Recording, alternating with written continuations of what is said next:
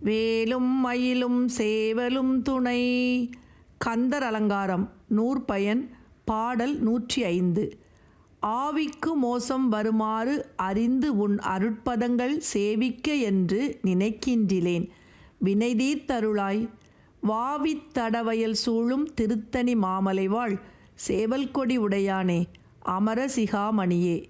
ஆவிக்கு மோசம் வருமாறு அறிந்து உன் அருட்பதங்கள் சேவிக்க என்று நினைக்கின்றிலேன் வினைதீர்த்தருளாய். வாவித் தடவயல் சூழும் திருத்தணி மாமலைவாழ் சேவல்கொடி உடையானே அமரசிகாமணியே.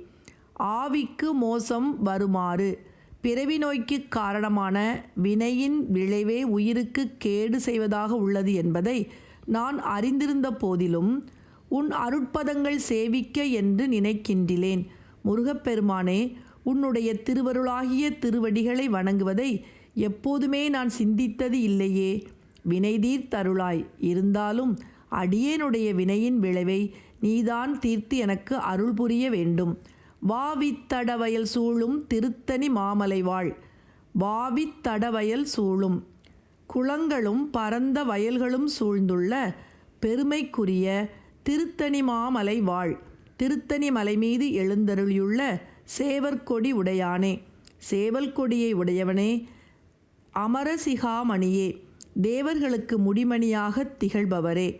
குளங்களும் பரந்த வயல்களும் சூழ்ந்துள்ள பெருமைக்குரிய திருத்தணி மலை மீது எழுந்தருளியுள்ள சேவற்கொடியை உடைய தேவர்களுக்கு முடிமணியாக திகழும் முருகப்பெருமானே, உன்னுடைய திருவருளாகிய திருவடிகளை வணங்குவதை எக்காலத்திலும் நான் சிந்தித்ததே இல்லை. அப்படி இருந்தாலும் என்னுடைய வினையின் விளைவை நீயே தீர்த்து அருள் புரிய வேண்டும். ஆவிக்கு மோசம் வருமாறு அறிந்துன் அருட்பதங்கள் சேவிக்க என்று நினைக்கின்றிலேன் வினை தீர்த்தருளாய். வாவித்தடவயல் சூழும் திருத்தணி மாமலை வாழ் சேவற்கொடி உடையானே அமரசிகாமணியே. சேவற்கொடி உடையானே அமரசிகாமணியே.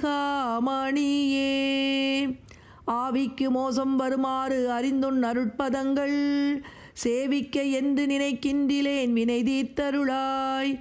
வாவித்தடவயல் சூழும் திருத்தணி மாமலை வாழ் சேவற்கொடி உடையானே அமரசிகாமணியே. சேவற்கொடியுடையானே அமரசிகாமணியே.